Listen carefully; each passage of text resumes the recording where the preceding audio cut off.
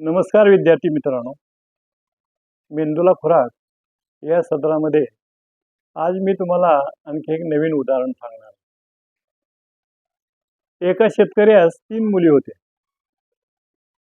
आणि दिवाळीचा सण आला म्हणून तो शेतकरी आपल्या मुलीची भेट घ्यायला तिन्ही मुलीकडे निघाला.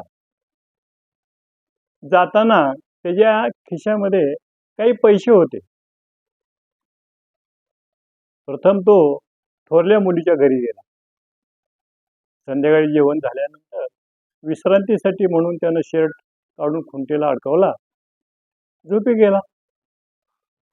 त्याच्या थोरल्या मुलीनं वडिलाच्या खिशामध्ये किती पैसे आहेत ते पाहिलं आणि जेवढे वडिलाच्या खिशामध्ये पैसे होते तेवढेच पैसे तिनं तिच्या स्वतःजवळचे वडिलाच्या खिशामध्ये टाकले.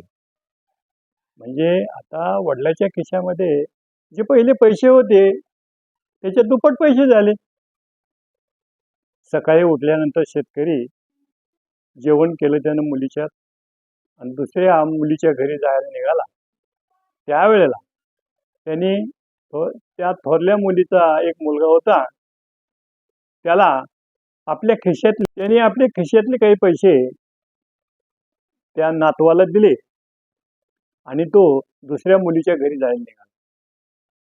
दुसऱ्या मुलीच्या घरी गेल्यानंतरही तशाच पद्धतीनं रात्रीच्या पद्धतीनं संध्याकाळी विश्रांती घेण्यासाठी त्यांनी शर्ट काढून खुंटीला लावला आणि 2 नंबरच्या मुलीनंही वडिलाच्या खिशामध्ये किती पैसे आहेत ते पाहिलं आणि जेवढे खिशामध्ये पैसे होते तेवढेच पैसे तिनं स्वतःच्या जवळचे त्या वडिलाच्या खिशात टाकले. दुसऱ्या दिवशी त्याही मुलीच्या घरनं तो जेवण करून तिसऱ्या मुलीच्या घरी जायला निघाला. तेव्हा तिथल्याही नातवाला त्यांनी पहिल्या नातवाला जेवढे पैसे दिले होते तेवढेच पैसे त्या दुसऱ्या नातवाला पण दिले आणि तो तिसऱ्या मुलीच्या घरी जायला निघाला.